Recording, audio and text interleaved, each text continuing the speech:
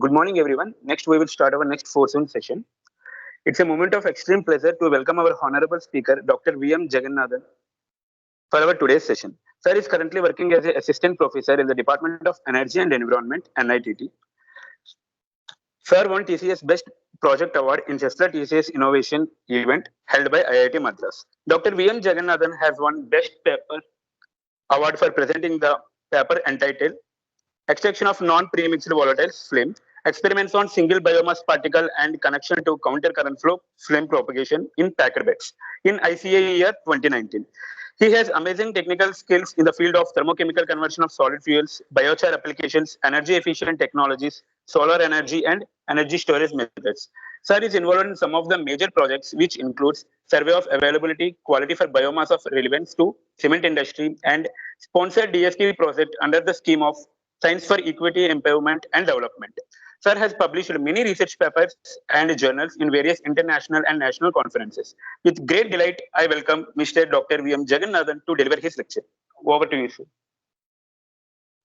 Thank you, Bhargav. Thank you for the nice introduction. I think I'm audible to everyone. Yes? Yes, sir. Yeah, thank you. Yes, sir, you're audible. Yeah, thank you. Slightly, I'm not feeling very well. So just let me know whenever my voice is not audible to that level, okay? I will share my presentation. I think you can able to see the screen now. Yeah. I think everyone can see the screen now. Yeah.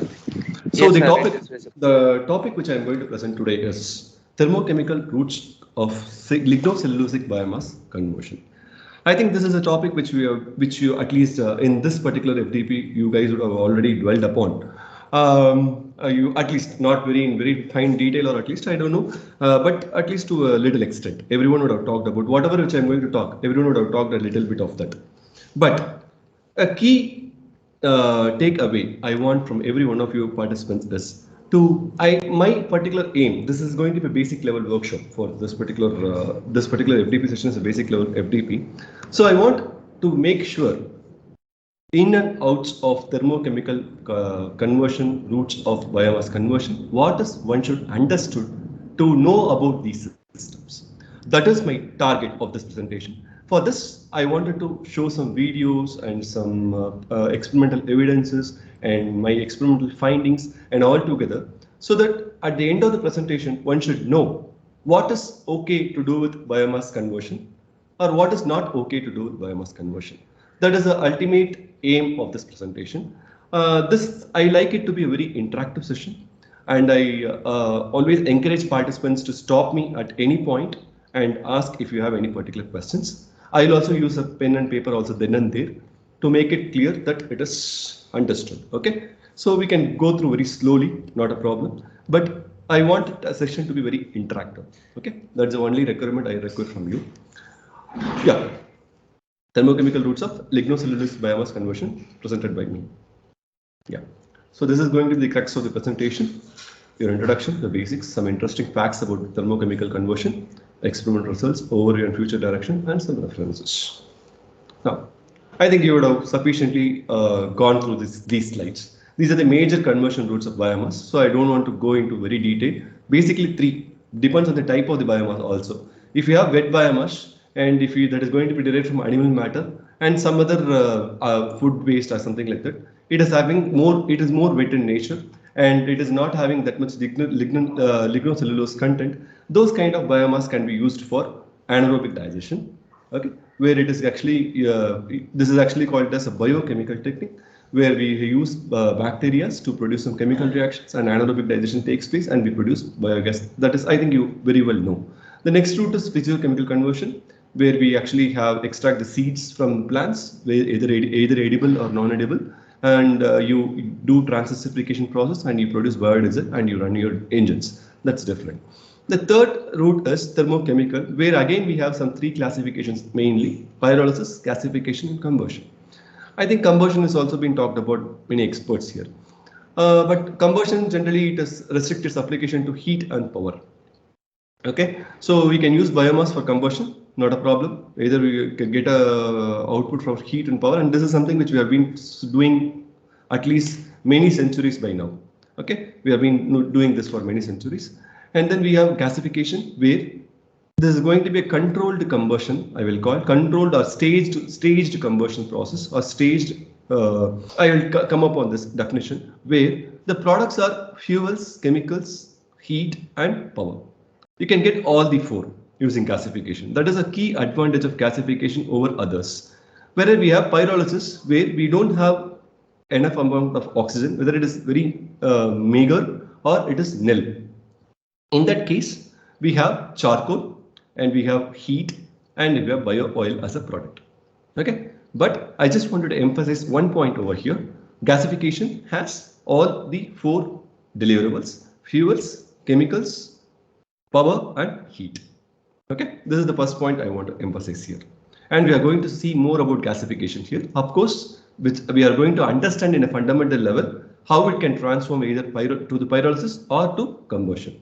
How it can be done, that also we will see.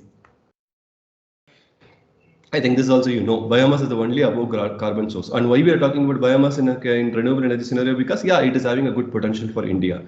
500 million metric tons of agro residues is available with us, out of which almost 120 million metric tons has been fired, since it is having not found to have any good uses. Okay, which is increasing the emissions.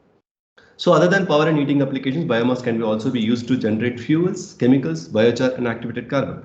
Now, people are not talking more on biomass to power now, because they see that is one of the source which is having carbon. So instead of burning it for power or heat, why can't you generate fuels and chemicals which you can store for years together? That is the key research which is going, which is not key research, it is already shifted. The research is already shifted to power and heating applications towards fuels, chemicals and biochar or other value added product. That is what even the seminar title, even the ATAL FDP title is today for us, right? So more emphasis nowadays is given on fuels, chemicals and biochar and activated carbon. Okay, think about this, because it is not going to be very useful to generate power or heat from biomass, because the quantity available itself for the biomass is going to be less.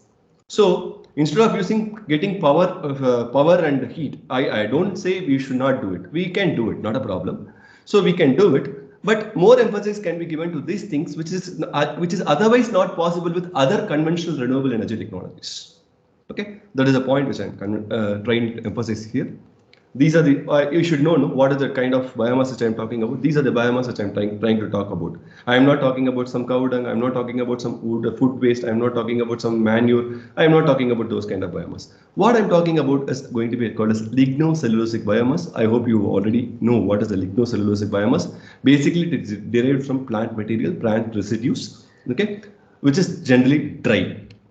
Dry in the sense, what I mean here is dry in the sense the moisture content is going to be lesser than 30%. That is what I call as dry biomass. So that is the kind of biomass which I am going to emphasize over here. Okay. Okay. Now, let us come to some myths and facts of biomass gasification. That is the first thing I wanted to cover. Okay. People keep on saying biomass is having a decentralized. I have given a myth here and I have given a corresponding fact here. Okay. Biomass has decentralized availability. So transportation of biomass and fuels become difficult. Yeah, correct. Nobody denies it. But that is actually an advantage. Take it as an advantage. Okay, it's not a demerit, it's a merit. Why I'm saying is, we have a lot of power plants where why we wanted to centralize every power plant. It's not necessary. Make it decentralized. You can have as many as small power plants as possible with biomass based gasification plants or combustion based plants, as small as possible, so that the transportation of the fuel also becomes easier and it becomes very economical and very easy to operate at that particular scale. So do it that way itself, so that you are actually catering the need of the people at that particular area. So I'm taking this as an advantage, not a disadvantage. Okay, so that means don't use biomass for very larger applications. Don't go for megawatt scales where the storing of biomass becomes very difficult. Okay, and getting the biomass supply is also getting difficult. So don't do that. Why you want to do that first of all? Okay, so don't do that. Okay, that's my first and foremost point. Second, gasification is a complicated mechanism. It involves complex chemical reactions. Kinetics plays a very vital role to predict the performance of the system. This is something which everybody would have heard of. Even now we talk. Even the recent research papers have this statement. Okay, but in my opinion, gasification is a combination of oxidative pyrolysis and Char reduction. This can be modeled with simple heat transfer. Kinetics, of course, plays a role when you are very interested to know about the emission parts which is coming out from the gasification or combustion system. I don't deny it. But when you want to study about when you want to predict the fuel feed rate, when you want to know what is the power output of a gasifier, when you want to know the power output of the combustor, nothing of such sort is needed. Just do a simple heat transfer balance, your system will work. That's all. What is needed to work for your system, that is enough, can be predicted with simple heat transfer models. Okay, this is something which I will explain about. Parametric study of biomass is very important, and each and every biomass is distinct and unique. This is one another thing which everyone would have heard upon, right? Each and every biomass is different, the composition is different, the ash percentage is different, the volatile matter content is different, blah, blah, blah, blah, blah. But what I am saying is, all biomass on a dry and ash-free basis, okay? I am saying dry and ash-free basis, okay? Are same. Their conversion behavior is also same. It follows a universal flame propagation behavior. I'll explain why this is important and how this is derived, okay? I'll explain. So what I'm trying to say is each and every biomass is same, okay? Don't consider biomass for two different terms. It is having different properties, anisotropicity, that is all fine. But whenever you wanted to use some application for heat or power, or you are going to heat it when you are going to produce it to a induced environment like a fluidized bed gasifier or a fixed bed gasifier, where the temperature gradients are very large, it is enjoying a very large thermal gradients. These factors doesn't count. Okay, that is what I am trying to emphasize here. Do controlled atmosphere study. You would have seen lot of controlled atmosphere studies using DTR, TGA, using in a fixed temperature reactor, say 800 degrees Celsius, 900 degrees Celsius. Lot of studies, and that will be useful for the scale-up system design. And whatever the result what they get, they used to correlate with the scale-up system design. But the controlled atmosphere studies, that is, when you actually control atmosphere studies, means you do it the fixed nitrogen, we say it's an inert atmosphere, temperature is exactly controlled 800 degrees Celsius and all. But in a practical gasifier, does it happen?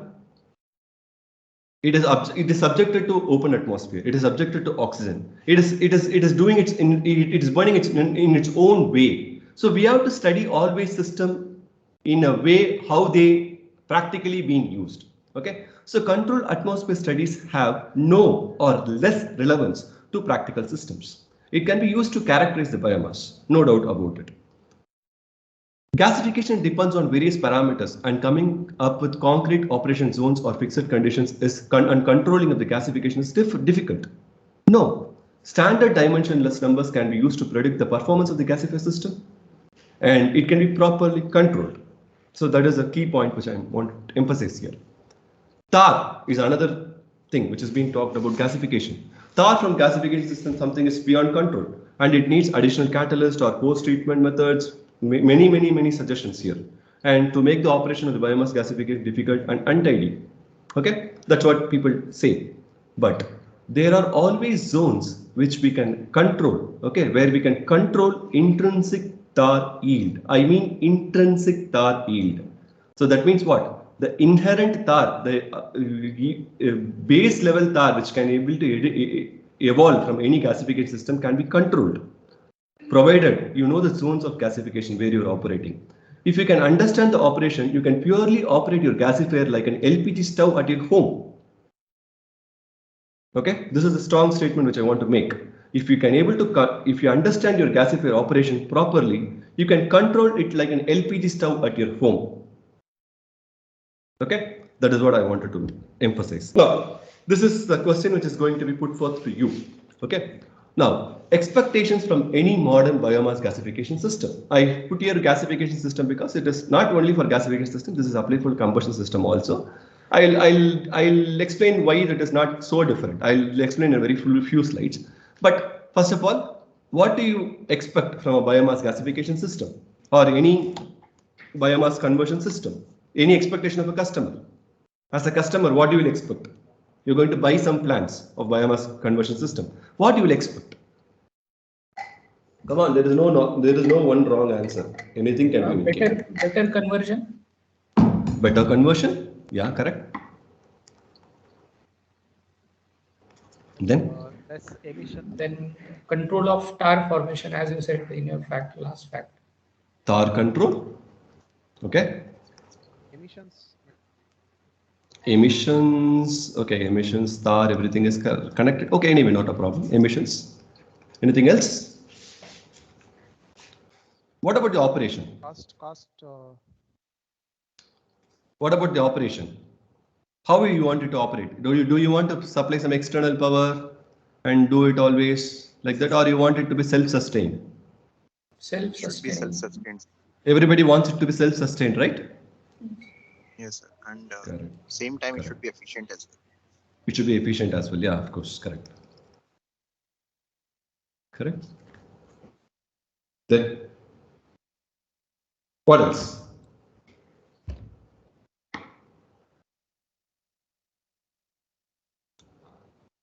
Come on. Feel free to interact.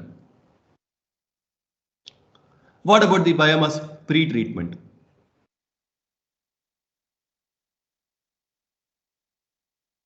Treatment, or I'll say about fuel flexibility.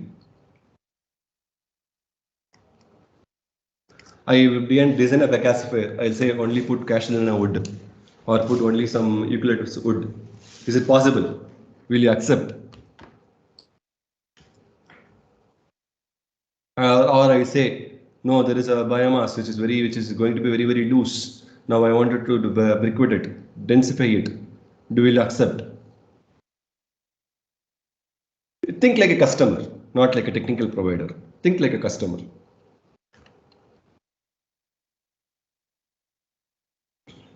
Come on, answers. Fast. You can feel free to interact. That's what I'm saying. There is no one wrong answer. Anyone can answer. I just want you to interact. That's it. Fuel flexibility. What do you will generally expect? It should go through with variety of fuels, correct or not? Your gasifier should work with a variety of feedstocks, correct? Yes. So I'll say variety of feedstock I should use. Correct? Correct.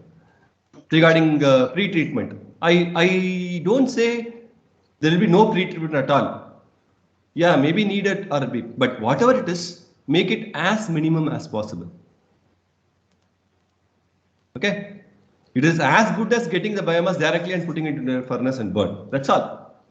Not more than that. I don't want to spend too much effort and time to do something else. That's what everybody expects, right? Okay. Now, saying this, everybody should know about the biomass density, which we are talking about. What will be the typical biomass density, ma? I'll say some examples. Say I am putting wood. Okay, I am putting wood here. I am putting, say for example, sawdust here. I am putting groundnut shell here. What will be the typical densities, bulk densities, and why it is important? What will be the bulk densities? There is no one specific number. This is a range. Okay, doesn't matter. You tell me in what range it lies.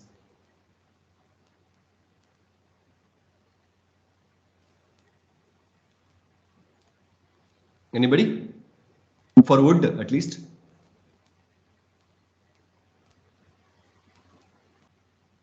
Come on. 0.5 to 1. Pardon? 0.5 to 1. 0.5 to 1. What is this? For wood, it would be less than 1000. It is Gram per cubic centimeter. Okay. Say in kg per meter cube. That's what I've written here. So you are saying it's 500 to 1000. Correct. Yeah, yes. What Sir. will be for sawdust?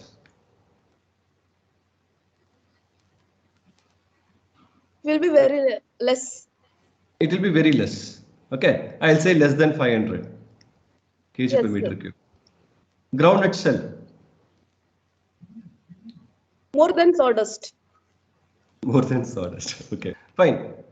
I'll again say this is less than 500 kg per meter cube. Okay, now forget about the values. Okay, the most important thing what I wanted to emphasize here is the densities are anyway it is low. Okay, that is why I always said about the decentralized availability and everything. Okay, so it's already decentralized and the density is also very, very low. So it makes economically always not profitable for you to transport and store it to a very large distance. Okay, so don't ever think about that particular option. Okay, unless otherwise it's mandatorily required. Okay, now biomass is going to be having, it is going to be having approximately what will be the CV of a biomass, roughly. Calorific value of the biomass. Come on. This is the 5th day of your workshop, so most probably you would have known some numbers of this. Yes. Calorific value of the biomass. Roughly half of diesel, somewhere around 20-25 megajoules Okay, per kg. okay, I've written there. Okay, it is approximately from 16 to 20 megajoules per kg. So that means I already said about the bulk density part and I also already said about the calorific value part. Now, put together, it means when you want to go for a decentralized systems, generally with biomass, okay, it is okay or nominal or appropriate to not go more than systems which is going to be of greater than 5 megawatt scale. Okay, 5 megawatt electrical here. Okay, electrical, I want to mention electrical. So 5 megawatt electrical scale. If you wanted to go more than this size, because of this, the economics will not work out. Okay, so everything becomes a problem. So just make it to 5 megawatt, less than 5 megawatt electrical system. I mean electrical here. If you want your sources to produce chemicals or fuels or heat, that doesn't matter. You can change this. If at all you have less than 5 megawatt, that is an economical scale of operation of biomass. This everybody should understand because biomass is having a decentralized availability. Don't try to accumulate biomass in one particular location since you have a very big power plant over there. No, don't do that. It will be not economical. Something which is not economical, even though it is technically feasible, it is not something which has been carried out. Okay, so carry which is feasible and practically okay. Okay, I'm not saying not to do, but it is not economical to operate in that particular scale. Okay. Now, this is the next thing. Proximate analysis. This is something which you would have heard about biomass. Now, what is proximate analysis? What are the components which we measure here? Moisture, volatile matter, then Ash content. fixed carbon, then ash content. So generally there is a procedure to find out how much moisture and how much volatile matter, how much fixed carbon and how much ash and all it has been contained, right? This is something which has generally been carried out.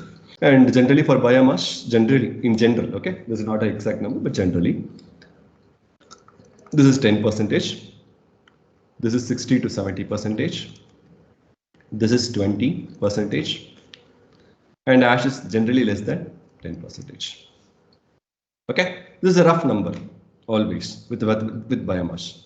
But what is so important here? I am saying proximate analysis and it's used to understand gasification, I've said. This is a very key point for one to understand gasification. Now let me ask every one of you, what is gasification? And why should we do gasification if there is a combustion option available?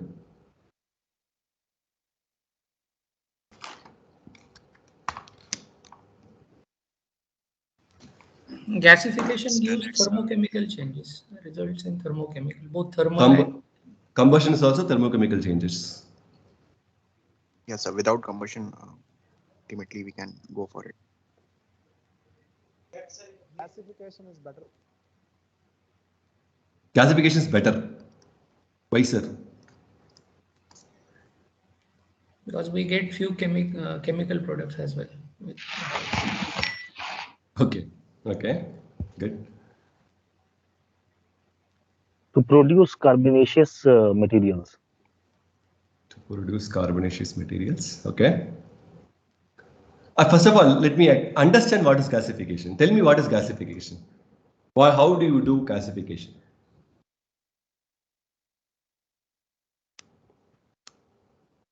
People say it's stoichiometric combustion and all those things, right? It's a complex chemical reaction with oxidation, pyrolysis, then reduction happening in simultaneously, like that all being addressed. No. So I wanted to know, what is gasification? Sir, maybe addition of gases. Addition of gases. Yeah, maybe to obtain a specific nature of that biomass. Required nature. Okay.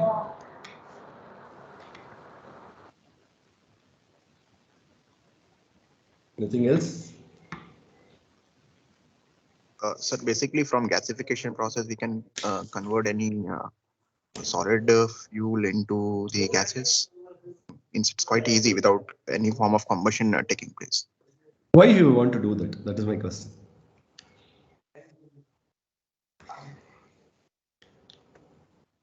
Why you want to do that? Why you want to complete something which is a gaseous fuel, solid fuel to gaseous fuel? Why that is required in first place? Because the fuels are more efficient. Which fuels are more efficient? Gaseous fuels. Yes, sir. And they produce fuels in the gasification. Fine. Now, assume this is a small wooden sphere. Okay. Now, I am having a small Bunsen burner here, and I am heating this. Okay. Now, when the time t is equal to 0, it was at a temperature of 300 kelvins. That is at ambient temperatures. Now I am heating it, keep on heating it.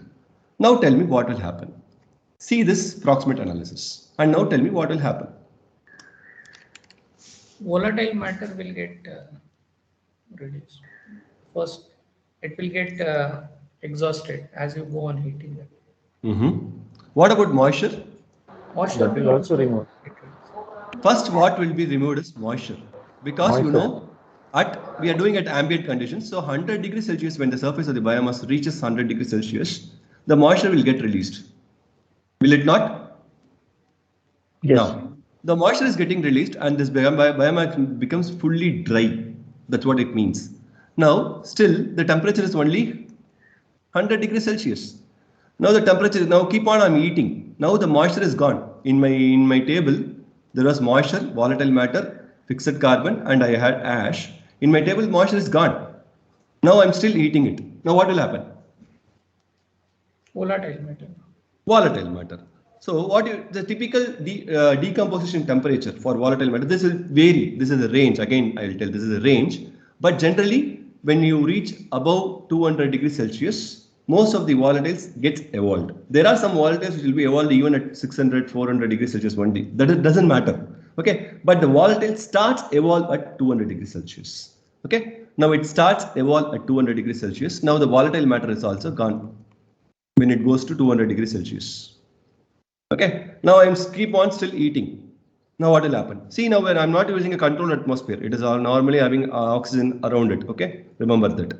Now tell me what will happen further. Now I'll take a different color for you to make you understand. Now my entire biomass now turns when these volatiles are getting released. What will happen, ma? When the volatiles are getting cool? No. Fixed carbon and fixed carbon. No. First of all, I had, see, I'll explain. First of all, I had my biomass and then I had my volatiles which has been released. Now volatiles are nothing but vapors which will come out of the biomass, right? Since I have an ignition source, now this is going to be at gas phase. Now this is going to ignite. So it will actually have a beautiful diffusion flame around the particle, correct or not? Yes, sir. Correct. So now this particular flame will actually re-radiate back to the surface, correct or not? Yeah. Because of this, what happened further, the next layer of the volatiles which is present here and the next moisture level which is present here will also get volatile, correct? Now this will get released and this will keep on burning. So that is why we have a steady flame here. You got it? Because there is some disturbance. Please mute yourself. So there is a feedback mechanism where we have the volatiles which is released. Because of volatiles, we have a diffusion flame which is around the biomass. And because of the flame, now the heat is radiated back to the surface of the biomass again, because of which the layers get heated. This is what I call as this particular layer which is going inside. The P is called as pyrolysis front. Okay, now when it goes inside and inside, that means what? Now already it was in 200 degrees Celsius. Now it is slowly making this layer also 200 degrees Celsius. So this is also volatiles which is getting released. So now volatiles are getting released, and again the next layer it is going to the third layer. Like that it goes till it goes to reach the core. Okay, I am just saying 200 degrees Celsius here because that is enough to get the volatiles to start released and then to just to sustain a engulfed flame.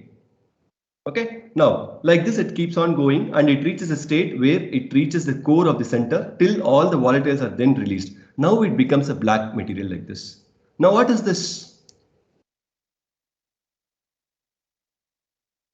This is what you will experience even if you just burn one biomass particle like that. If you just burn like that in your with your lighter which is available at your home, or just like a matchstick, if you just burn it, it will be like this only. Now after this particular phase is gone, after this flame has gone, it will turn fully black. That what does it mean? The charcoal. This is called as char. Where char is actually a combination of fixed carbon and ash. Both are there. Now it is char. Char means what? You can simply assume fixed carbon as carbon. Okay, simply carbon. Okay. Now this is carbon. It of course it has some major components of other hydrogen and other things, but that's not that relevant. Now you can assume this is purely char. Char is a solid particle now. Now it is solid, fully solid. Earlier it was a gas phase here. Here it was a gas phase. Now it is fully solid. Now the solid will interact with the oxygen again. Now heterogeneous combustion takes place. Heterogeneous surface reaction takes place where the carbon plus oxygen gives to carbon dioxide, and this process is called as Char oxidation, which is a very slow process when compared to the volatile phase, because it's a gas phase ignition, whereas it is going to be a heterogeneous combustion of this with solid to gas interaction. This is a slow process. Now this takes sufficient time for it to get combusted here. You would have seen, no, in our household applications, after this glowing char will glow, it will glow for a very long time. That's why even in our iron boxes, what the people use, what they use inside, they use charcoal, right? Yes, sir. The charcoal again, when it is getting combusted, it is combusting on this mode. That is why it is sustaining for a very long time. Okay, we can able to maintain the temperature. It is having high temperature, but still the reaction will take place in a very slow manner. Now the char is getting oxidized. So what happens? This blue blackish color slowly turns into white until it goes to the core and it burns, and then it completely becomes, I'll say, gray. This is gray. Okay, gray color. Now what is left is only ash. Okay, this is a transformation of any biomass. Okay, first moisture will go out, next volatile matter will go out, next fixed carbon will actually go out. This is actually char oxidation, and then we have ash, which is left, which will not do anything. It will be still left. Okay, particle. Now this is very crucial to understand what is gasification. You know what is this, no? What is char oxidation? What is volatile matter? What is moisture evaporation? Everything. If you know this, then we'll come to animation where you will explain. I'll explain what is gasification exactly all about. This is about first generation biofuels, second generation biofuels. I hope you would already gone through this. There is a disturbance, please mute yourself. So generally, this is the biomass composition. And as I already said, on a dry and ash-free basis, only the ash percentage and the moisture percentage will be different for various biomasses. Otherwise, if when you just take out the moisture and the ash component, every biomass will come to a unique property, unique empirical formula of this. Okay. Now, the stoichiometric air-fuel ratio to completely compass this particular biomass is 4.5. Most of the cellulose and hemicellulose form volatile matter, and most of the lignin forms fixed carbon or char. Okay. Now, about 60% of the stoichiometric air, that is 60% of the 4.5, will be used for volatile oxidation. Volatile oxidation, remember, volatile oxidation. And remember, 40% is used for char oxidation. Okay, this is a number, okay, which is generally applicable to most of the biomass. Okay, this 60% of the volatile, that means if I have 1 kg of biomass, it requires 4.5 kg of biomass, 4.5 kg of air. Of this 4.5 kg of air, okay, 60% is 2.7. This is 60%. If I give 2.7 per kg, my all volatile matter will go away. The remaining 40%, that is around 1.8 kg, is required to oxidize my char. The amount of air required or amount of air which is required for complete oxidation of the volatile matter is called as volatile stoichiometry. This is an important definition which we introduce. Keeping this in mind, why I'll tell later.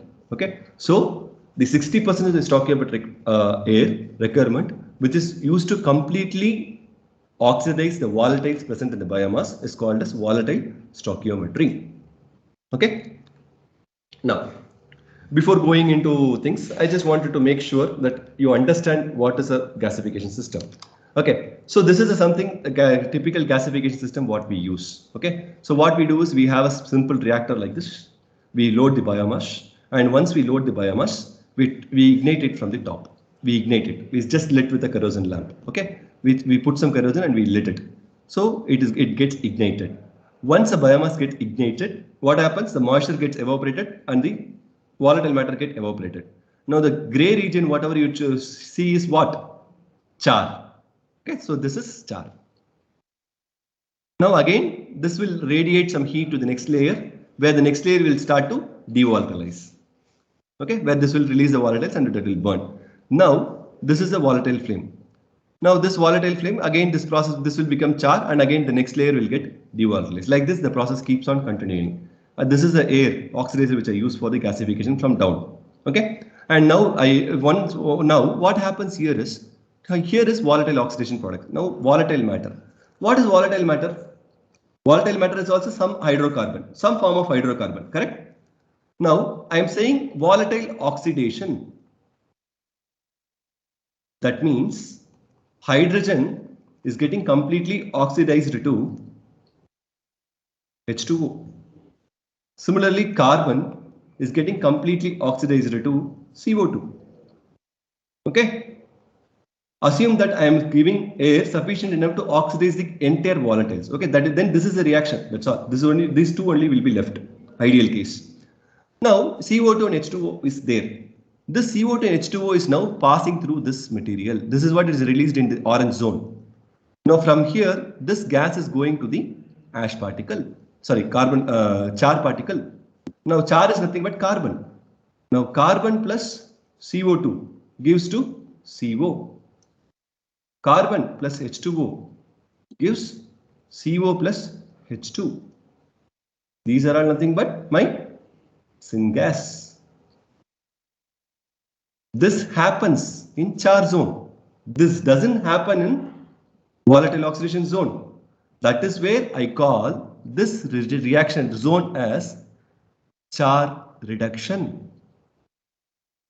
Here also char will be consumed. Here, say example, I have some 100 grams of char. Because of this reaction, this carbon is getting consumed. Because of this 100 grams will become 10 grams, where 10 grams is going to be the ash. This also will be consumed. Don't think that it will not be consumed. So this is char reduction reaction, where the oxidation products will come and get reduced with the char layer, and then we have char to be getting reduced, and then we have syngas at the top, where we again give some extra air and we burn out here, just for the sake of experimentation. Otherwise, you can get that gas and use wherever you want. Now we supply air from the bottom. Okay, this is a canonical configuration what I want to use. Now, if at all I used to upside it down, similarly, if I just upside it down like this, now instead of burning it from top, I am giving air from the side and I am burning this char at the bottom. Now I am feeding the biomass from the top. Here it is now burning. Okay, after burning, the gas is taken from the downside. Okay, now here because of this zone, now this zone will, the next zone will become, I'll put the same color so that you will understand. The next zone will become orange or red. That is volatile zone. And then after this it is getting volatile, it will come down. It will become black again. The next zone will be again orange. What is this gasifier called? What is this gasifier is called? Downdraft. It is a classical downdraft gasifier, that's all. So whatever I do with this gasification system, it is the same inference which I get from this system also. So operating a downdraft gasifier and operating this gasifier is same, principally. That is why I call the configuration as canonical configuration. Canonical configuration, where I use a batch reactor only to do the experiment. But still, the results are very valid to go for a continuous based scaled up gasifier operation. It's very, very important and crucial to understand this. Okay, so this is a configuration. Whereas if you say, for example, you go for a furnace, even where we actually burn some biomass, if I say, for example, grate furnace. Now, the biomass is fed like this. It is ignited from the top because of the flame which is available at the top. Similarly, it is moving from this end to this end. So biomass will get combusted at the top. The top, the volatile will be released, and after that, a char layer will be formed, and then the char layer will be actually reacting with the volatile oxidation product, and then this process keeps on continuing till it reaches here, where everything turns black. That means everything is getting combusted. Everything becomes ash. So if you know what is the time taken for this to happen, how much layer it will convert at time, you can exactly design the system. So there is some disturbance. Please mute yourself. There is a disturbance. Please mute yourself. So if at all we know the time taken for this to this, you can design easily, conveniently a grate furnace. That is the only parameter for you to know what is required to have complete conversion of the char and the biomass, and so that you will get useful energy out of it. So if you are able to manage from this particular time to this particular time, the time taken for it to completely oxidize the char up to this point, you are already designed a system which is practical use. This is only necessary for the system to get designed. Everybody understood this? Very simple experiments to get important results, which is very, very mandate for doing design of such systems. To talk about for the entire other thing also. Okay. Now this is some another introduction you generally would have had. Now since you know every one of this, now this is very easy to understand.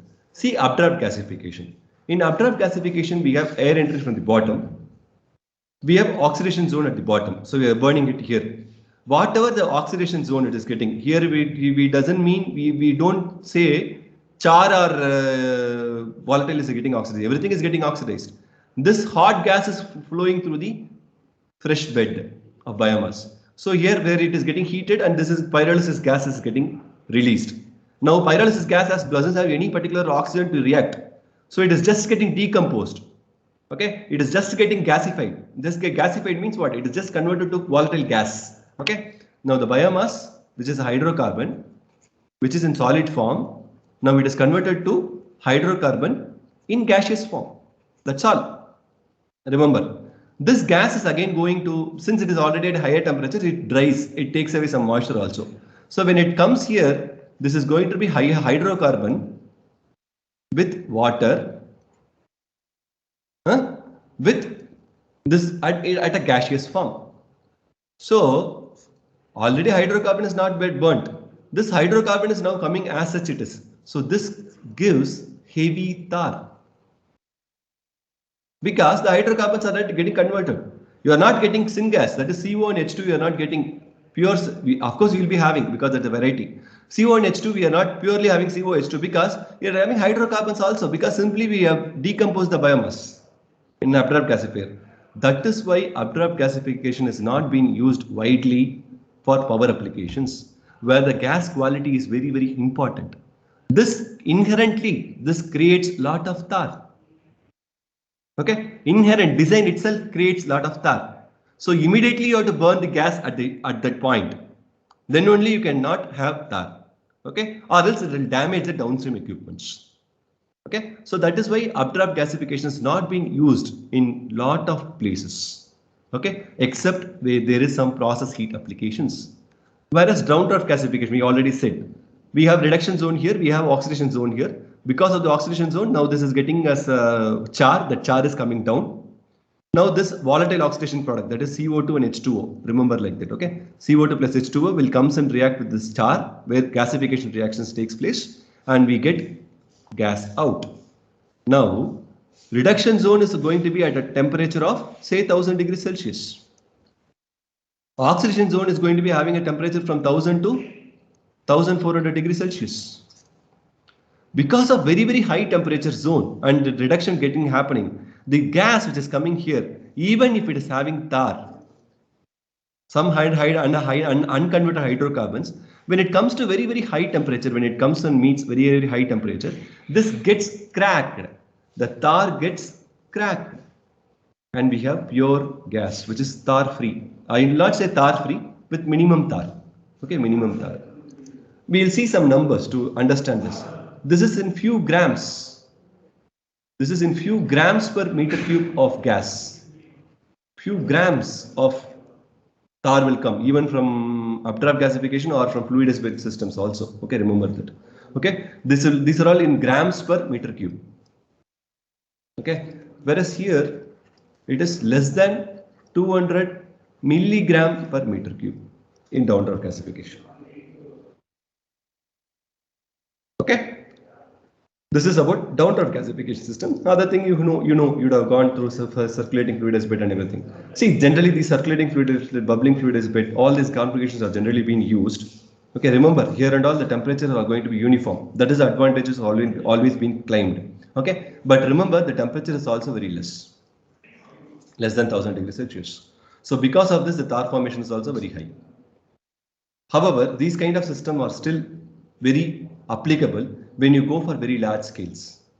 But when, as I already said, when it comes to particularly to biomass, you should know whether you have that much feed system there. Okay, that is something which you have to remember. Okay, this is conventional system which is being used. So far, any doubts to anybody about? I have explained about gasification. I have explained about basic configurations of the systems. What are the different configuration systems? On why something is better and why something is not better, and what is the canonical configuration? So, what are the different techniques used to study biomass conversion? This is something which you see in literature, lot of literature, lot of data, lot of papers, all those things. Single particle experiments. They will be either doing single particle experiments. They will be using with TG or DTA. They are using DTR, drop tube reactor. Okay, where the biomass is subjected to a small reactor. It will be very small size biomass, and the temperature of the reactor will be very, very high. So the heating rate will be very, very high.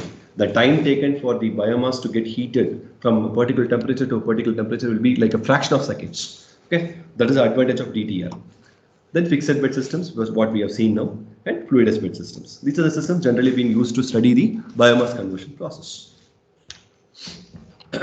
Already I explained about single particle conversion. The typical heating rates are 1000 degrees Celsius per minute. When you go for a TGA or DTA, the typical heating rates are either very low to the maximum of 100 degrees Celsius per minute. This is usually it is 10 to 20 degrees Celsius per minute they use, or maximum it can go to 100 degrees Celsius per minute also. And drop top reactor is 10,000 degrees Celsius per second. Okay, very higher heating rate. Whereas when you come to a common fixed bed gasification system or fixed bed systems or even combustion systems, the heating rate, what I mean by heating rate is the time taken for the flame front to move from one particular place to the next particular place, or even that is true with even inside the biomass also. How much time it takes to reach a particular temperature difference in a particular amount of time. That is only 1000 degrees Celsius per minute for fixed bed, or it is in a range of 1000 degrees Celsius per minute. Even for fluidized, it is 1000 degrees Celsius per minute. Whereas the TGA and DTS studies are having different heating rates. My simple question is, how the kinetics which is derived from these parameters is going to be relevant for these systems? Because the operation itself is different. The atmosphere which is present here is not like as atmosphere which is present over here. Okay, so the inferences and the results, whatever you get from these kind of studies, is not going to be that much applicable to these systems. The heating rate itself is different because more than the kinetics, the diffusion controlled phenomenon plays a very vital role here. That is something people don't understand. Okay, so do something always in a scalable systems. Don't do something in a controlled atmosphere. Okay, so I rule out these things other than characterization and for knowing about the basic biomass parameter, like how much devaluation temperature it will go through, like that. Other than those kind of studies, these are not that much relevant. Okay. Now, I say about diffusion control behavior and all those things. So you should know what is diffusion control behavior. So I already shown a canonical configuration. So I'll take a different color for you to understand. So here it is char. Already I've ignited. Okay. Already I've ignited, and here it is fully char. Now the next layer is going to be devolatilizing. This is flaming zone. This is where the flaming combustion happens. This is a char zone, remember. Now, what I mean by diffusion controlled thing is, see, I am supplying air from the bottom. Now, here is the region. Now I'll write fresh biomass. So I'll take fresh biomass as yellow color. Okay, this is fresh biomass. Okay, this is fresh biomass, which is not taking part in combustion still. Okay, remember, this is fresh biomass. The air flows through this and it reaches the flaming zone. Now, once the air reaches the flaming zone, it consumes all the oxygen present here in the flaming zone itself. There is no oxygen which is present here above this. All the oxygen is consumed here. It's very interesting and very important for you to understand why. What does it mean? Every oxygen is consumed here itself. Can somebody answer? All the oxygen is getting consumed here itself. Pardon? Remember, I am supplying less than or equal to 60% of my stoichiometric air. Okay, I am supplying only less than 60% of stoichiometric air. That means I am supplying only air which is enough to just volatilize the flame. Now, that is where it is called as gasification. If you go beyond that, then it is called as combustion. I will explain that now. Now see here, when it goes here, all the oxygen is getting consumed at this layer itself.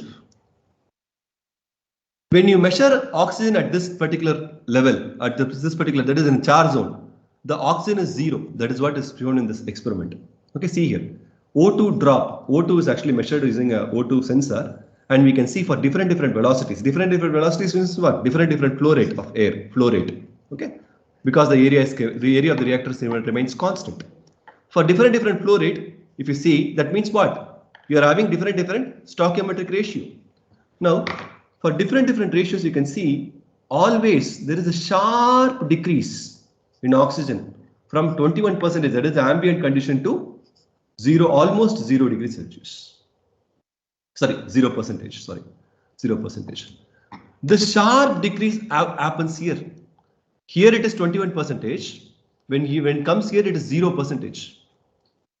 That means what? Every oxygen is consumed here itself.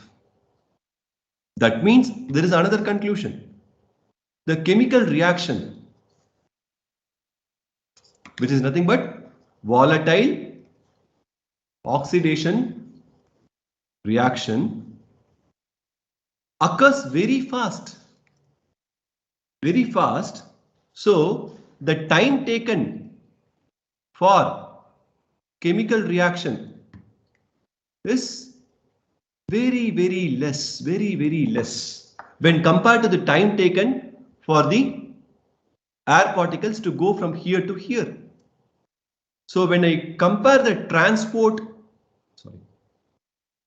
when I compare the transport time of oxygen to the chemical reaction time, okay, this ratio seems to be very large. This kind of system is called as diffusion controlled systems. That means what? It is just wanted to go there. Once it is going there, the chemical time scale is very less. So immediately it will be consumed and immediately there is a product which is being formed. The equilibrium is achieved. There is a perfect equilibrium time, which is there is no need for something to equilibrate to a very long time. Once it is reached to the particular level, it is converted to products. The same is true for Char oxidation also. Remember, suppose if I have more than 60% of yes, or say for example, I'm supplying stoichiometric air, I am putting all the 4.5 kgs here. What will happen? Instead of char getting formed at the top layer, now what happens here is I will put a different color here for your understanding. I have here simultaneous char and volatile oxidation, because there is oxygen for me to even the char get combusted. That's all. That is the obvious reason. Now so far I had only oxygen to have volatile oxidation, but now I have an oxygen which is equal to S. So even my volatiles will get char and also will get oxidized. So simultaneous char and volatile oxidation will take place when I go above this 60% of my S. This is fundamentally crucially important for you to understand how gasification works. Everybody got this? You understood what is diffusion control? If you want me to repeat also, I can repeat, not a problem. Okay? So, but you should know what is a phenomenon occurs in gasification. It is a very sequential process where the volatile oxidation products is getting reduced to the char oxidation zone, and then we are getting syngas. Remember this. This is a diffusion controlled process. So this happens in this phase only. It doesn't happen in other way. If you suppose go to a region where you supply more stoichiometric amount of air, then there is no distinct zones like flaming zone and charring zone. Everything will happen simultaneously. Okay? Is this clear, Ma? Yes, sir. Is this clear? Yes, sir. Yes, sir. Now, absorbing this. So let us not just talk by pictures. Let us see some video, okay, to understand really this happens or not. You may not believe we know. So let us see whether it happens in this way or not. See, these are experiments which has been done in this way. See, the same conflict which I explained.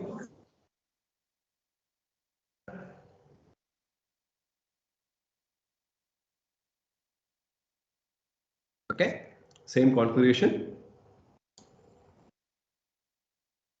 Kerosene spray getting ignited.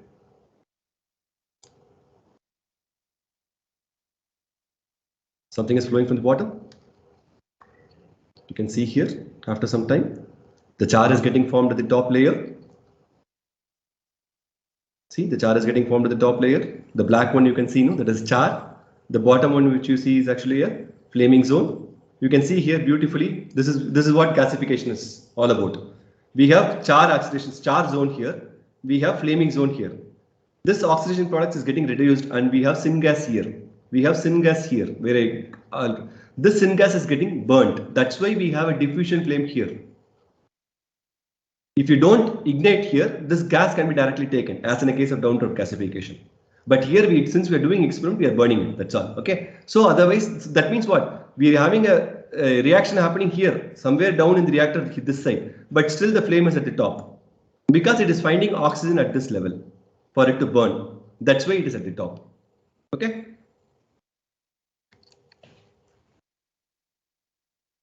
That's all. Now it is char oxidation zone. It is given to the bottommost layer. Now it is getting char oxidized.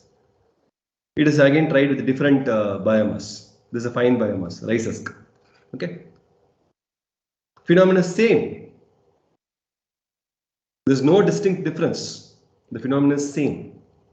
See.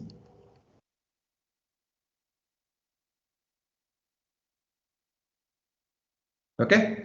Based on this, they have a stove which has been developed. Okay. Now you can see here. This particular thing is where now here both char and volatiles are getting simultaneously oxidized. Okay, because there is no one distinct flame at the top. There it is getting simultaneously oxidized because the air velocity is slightly higher. Okay, this is more than 60% of the stoichiometric requirement. This is how it will look like. Okay, you can able to distinguish between this and this, no?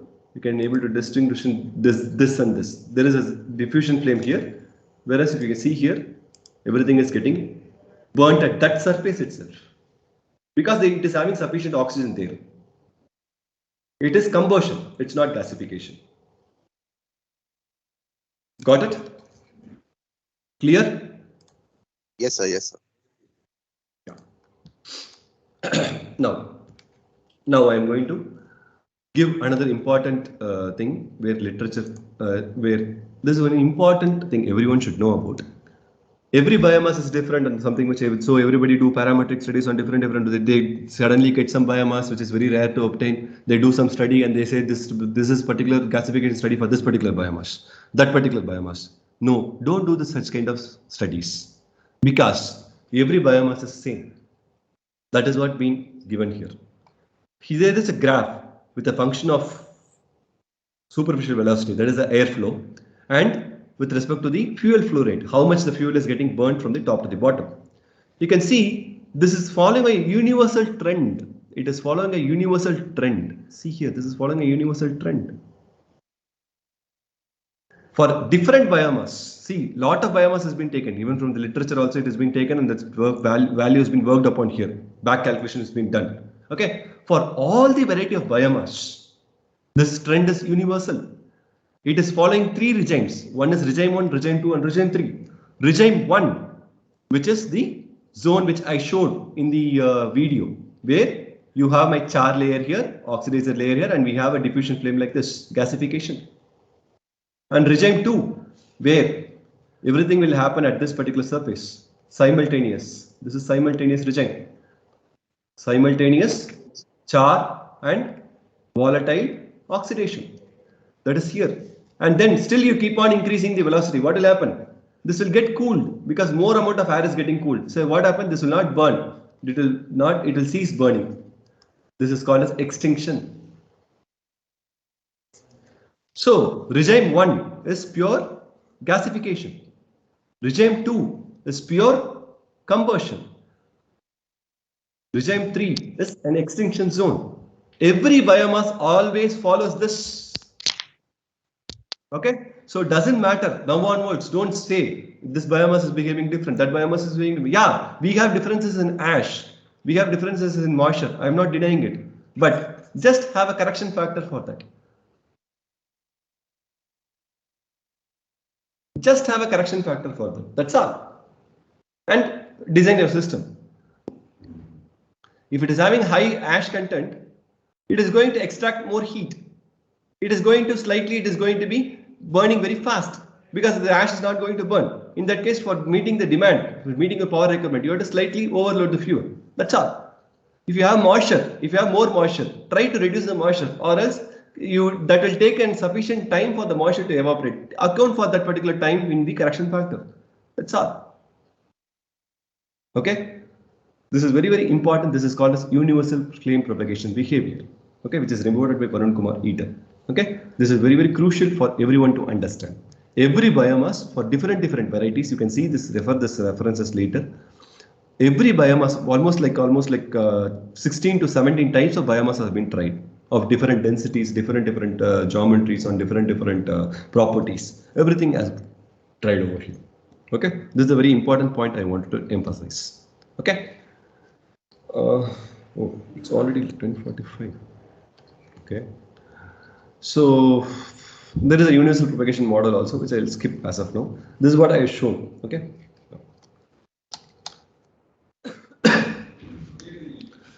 Now, generally, we do what we do. We use a downward gasification. I said downward gasification is good. So use a downward gasifier, gasify the gas, get the syngas, and burn it in an engine, produce power. That's what we generally do for power production. So what is the problem here? See here, this is syngas composition. More than 50% is going to be nitrogen because we use air as a gasification medium. Okay, so at all, we can replace this air with any reactive agents like O2, CO2 or steam. Okay, can the LC of the gas may improve? We can promote higher fuel fluxes, that is burn rate. Can it be energy and eco-friendly? These are the thought process. And the answer is yes, it's very well doable. Okay, now I wanted to show an animation. Since you now have a very good understanding of the gasification process, I think this is very easy for you to go through this animation. See, I have a fixed bed of gasifier where I have a grate from where I supply some air. Now the air is supplied lesser than or equal to 60% of the stoichiometric air requirement. I am igniting it from the top. After some time, my first layer gets charified. So all the things get devolatilized. What is remaining is only char. In the meantime, the next layer would have started to devolatilize. This is a char layer and this is a devolatilization layer, and these keeps on continuing, right? Because of the reduction of the devolatilization oxidation products with the char layer, I get my syngas composition like this. These are the typical temperatures encountered in a gasification system. The same thing in a bigger picture. Biomass plus heat, I am giving. Volatiles are getting oxidized. These are the volatile oxidation products. Remember here, I am putting CO2V. That means carbon dioxide, which is released because of the volatile oxidation. Similarly, steam, which is produced because of the steam oxidation. Volatiles of the volatiles oxidation. Okay, there is some steam volatiles which is producing H2O. So that is H2O-V, CO2V. Okay, remember this. This is getting combusted. This is getting reduction reaction with char. What are the major reduction reactions? These are the major reduction reactions. This is called as gasification reactions. First is called as Bordeaux reaction, where carbon plus carbon dioxide gives to carbon monoxide. Carbon plus steam gives carbon monoxide and hydrogen. Carbon monoxide plus water gives CO2 and H2O. This is water gas shift reaction. These are the predominant reaction which is happening in a gasification reactor. Okay, these reactions happen with respect to the char, which is a fixed carbon, and I'm getting this gases. This is something which is known. Now, this is the composition. Now, instead of air, I'm really replacing this with O2 CO2 or O2 steam, like that I'm doing. Okay, O2 plus O2 CO2. Now, in addition to the H2O which is present here because of the volatile oxidation, I'll have additional steam now here because I'm supplying steam itself in the reactant. Similarly, I have CO2 additional here, which is I'm supplying from the reactant. Now, there is no N2 because I'm not using N2 at all, air at all here. I'm using, there is no N2. Now, only this is the products plus steam and CO2 which is out.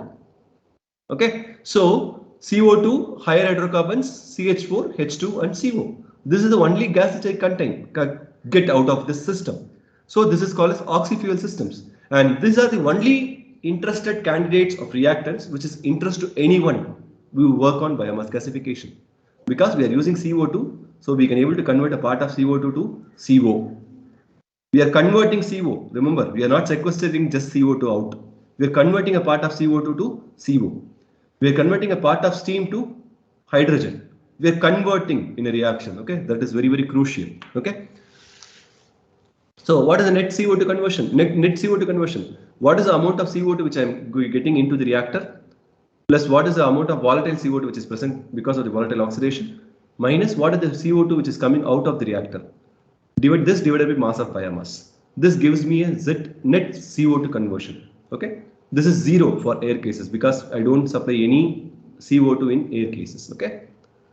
Similarly, net steam conversion, amount of H2O which is coming from volatile oxidation, amount of H2O which I am supplying inside the system, and amount of H2O which is coming out of the system, steam out of the coming system, divided by the mass of the biomass.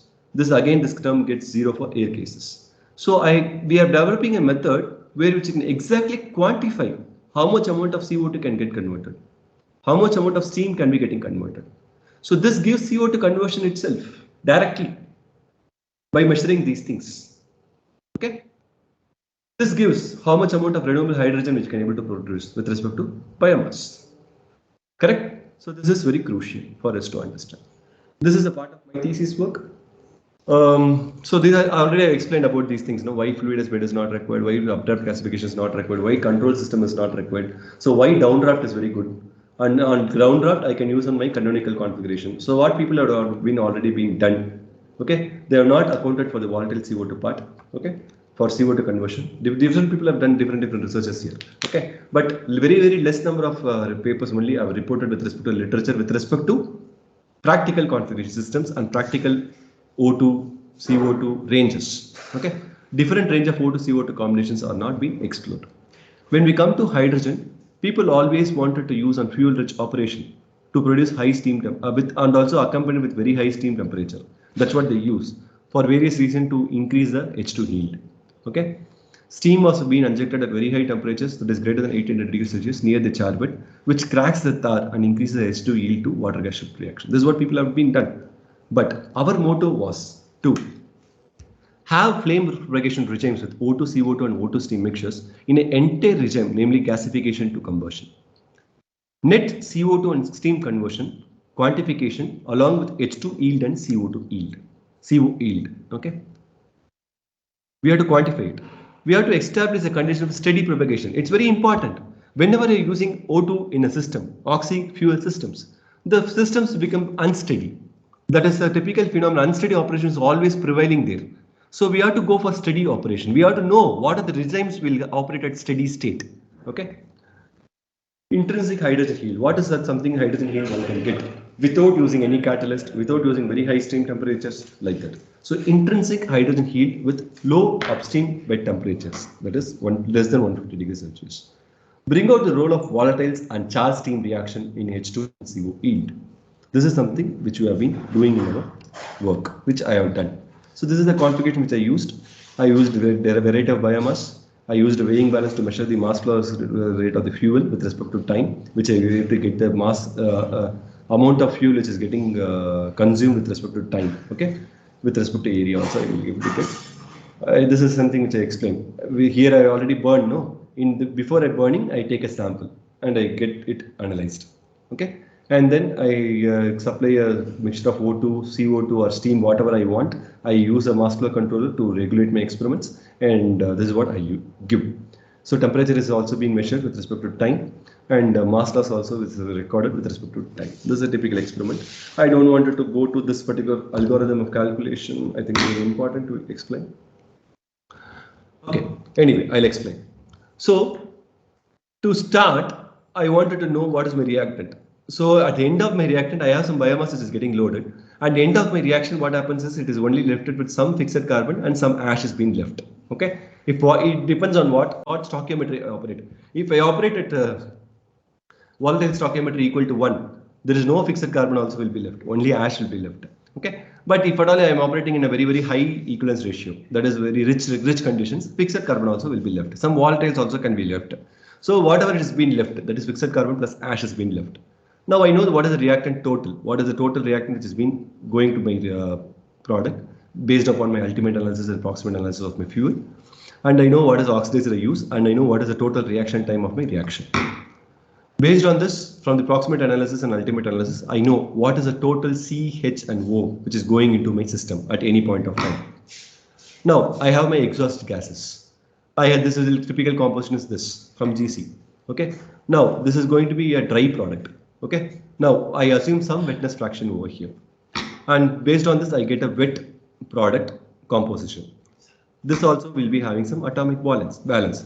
So the atomic balance of this CHO and this CHO should match. If the match is less than 10%, I call that as okay, because the error with respect to the proximate and ultimate analysis and error with respect to other uncertainties of the experiment allow for me to have an error around lesser than or equal to 10%. If it is more than 10% of 10%, change this value and do this iteration again. I do this iteration, keep doing this iteration again and again till I get a value where the CHO content matches. So that is a point where I can be able to get what is the total CO which is present in my gas, what is the total CO2 which is present in my gas, what is the total steam which is present in my gas, what is the total hydrogen, methane and other hydrocarbons which is present in the fuel. Okay, from this I get. Okay. So from that again I do volatile equilibrium calculation, that this is different. I have to explain this in a very detailed manner. But okay, leave this part here. But now as of now here, from this I can able to know what is the amount of CO2 which is getting converted and what is the amount of CO which is getting formed and what is the amount of hydrogen which is getting formed per kg of biomass which is being burnt. Okay. So this is the typical experimental values which I get. Okay, I just wanted to just highlight some of the things. When I operate near to volatile stoichiometry equal to 1, that is at 60% of yes, I get maximum conversion of CO2. Okay, almost 300 grams. This is with respect to air cases. Okay, air cases, 300 grams of CO2 is getting converted per kg of biomass.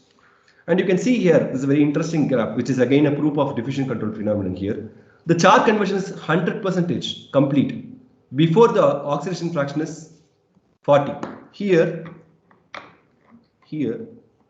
I am not even here in the stage. I am always here. It is going to be lesser than 60% of my yes. Okay, here it is going to be greater than 60% of yes. But still, the Char is 100% gone out. Fully it is reacted. That means what? The Char is completely getting consumed because of the diffusion behavior. Diffusion behavior and also because of the Char reduction reaction. Because here I don't supply oxygen itself to Char to get oxidized. Char is getting reduced. Okay, so that is very important. Okay, Char is getting reduced and perfect gasification only happens before here. Okay, so but still the Char yield is 0. Char is completely consumed. That is something which you have to remember. There are a lot of results which I wanted to show. I think I have taken a lot of time to explain the basics. Okay, simply because of the increased CO content, since my CO2 is getting converted to CO, my gasification efficiency is 85%, where conventional air gasification efficiency for the same corresponding case is going to be 43% only. Okay.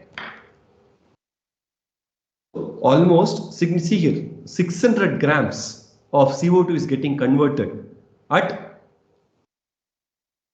this point of volatile equivalence ratio equivalent to 1 for a O2 CO2 case. Okay, for a particular O2 CO2 case. See, 400 to 600 grams of CO2 is getting converted. Okay, that is very, very important. Okay, we are converting CO2 to CO. That is, we are converting an inert component to fuel, which is very, very important. That too, this all happens in a self-sustained reactor. I don't supply any external heat. Okay, I don't supply any external heat. I don't supply any external power. Nothing I do. I don't use any catalyst. I don't use any of the thing. Simply, I am able to convert 600 grams, 400 to 600 grams of biomass I can able to convert. Okay, very, very important. This is carbon conversion, carbon dioxide conversion. That means what? We are doing carbon negative power generation. Okay, I think I'm out of time. Okay, as I already said, when we go for other oxygen fractions, we will have flame channel.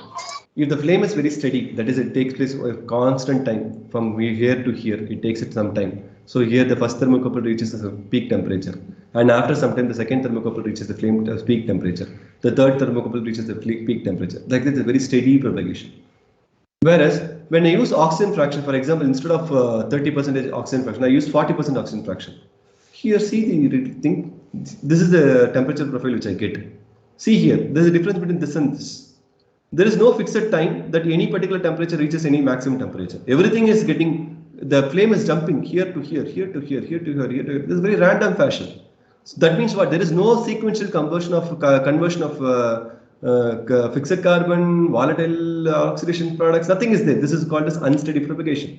This happens with oxygen as a reactant. Okay. This also we identified. And so what we wanted to do is we wanted to develop a model to predict, to predict the T ignition and T volatilization. Because we know these are the two parameters is very important. Instead of doing it experimentally, doing it experimentally is very easy. Just you do and you see the flame engulfs, and after the flame engulfs, the time taken for the flame engulfs to the time taken for the flame to retrieve back, that is T volatilization. The time taken for the flame to get formed, that is the engulf, that is T ignition. Okay, but we modeled this. Okay, we took time and efforts from the basic heat transfer principles. We modeled, and this is a model results which I can able to show exactly it is matching with respect to the experiment. Okay, for a single particle. Okay, the ignition time and the mass loss rate with respect to time is getting varied for a same wood pellet particle. It is getting matched exactly. Okay. I just wanted to show you the crux, but anyway you can have a later reading. See, this is the model which is being developed. Okay, this is purely based on heat transfer principles. Okay, we have developed a model which can exactly predict T ignition, T volatilization. Okay, we no need to compute it. We no need to find it experimentally. Okay, it can exactly computing the devolatilization model, and with respect to the different particle sizes, we can see the ignition time variation and devolatilization time variation. This is with respect to experiment, and this is with respect to the model. Okay, we can see this is having again a good trend. However, there is small discrepancy which is we are still addressing. Okay, about the T volatilization and T ignition. Okay, we are not. This is and one more thing is this is a one-dimensional mathematical model. Okay, we are not considering complex chemical kinetics. Okay, it is just based on heat transfers. Okay, and that's where we are getting these results. And we are also measured using this model. We measured with respect to various oxygen fraction also how this ignition and devolatilization time will vary. And for this flame jump phenomenon to happen, we found when the ratio of T ignition to T volatilization, when it is greater than 2, then flame jump occurs. And this is one graph which I just wanted to show. There are various regimes based on T ignition and T volatilization ratio, which I computed from the model, and with respect to the Phe, the volatilization equivalence ratio. Based on this, we can classify entire regime of operation with respect to whatever fuel, whatever oxidizer you use. Doesn't matter. If you are in zone 1, where the TV by T ignition is very low, very low value less than 1, and you are in entire operation zone, your flame propagation will be very low. Okay. Similarly, if you are in a zone 2, where your Phe is between 2 to 1, and you are having a TV to T ignition ratio which is lesser than 2 and greater than 1, you will be in a very steady propagation zone.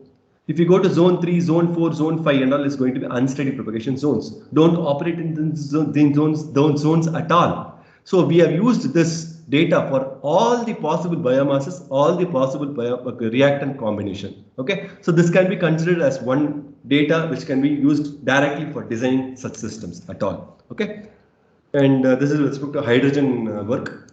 So an important okay. Due to time limitations, I am skipping this. What I wanted to just emphasize is here is, instead of going for a very fuel-rich operation, if you go for a very fuel-rich operation, that is at a very greater Phe, you will be having lot of tar. But if you go to Phe is equal to 1, that is good, close to volatile stoichiometry, all the volatiles are getting combusted, so the bed temperature is very high. That is very useful to the Char steam reaction to happen, and the hydrogen yield what we get from such reactions is always higher than the corresponding air cases, and this H2 yield, whether you operate on a rich zone, when you operate here,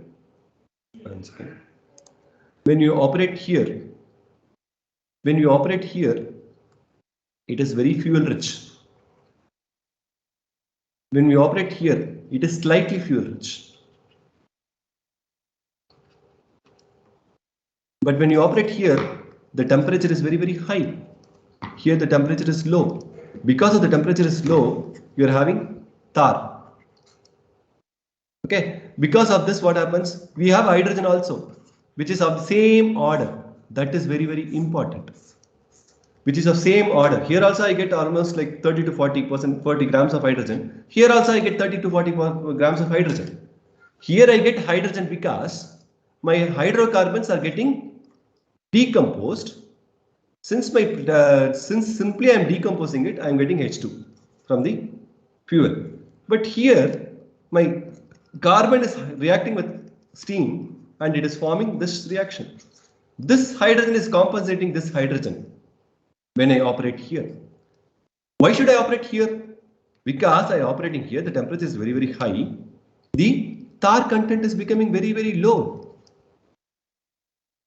In fact, it is nil in our experiment. Okay, so you are getting the same H2 without compromising on your quality of the syngas. This is very crucial result which we actually found out, which has not been reported in any of the literature. Okay,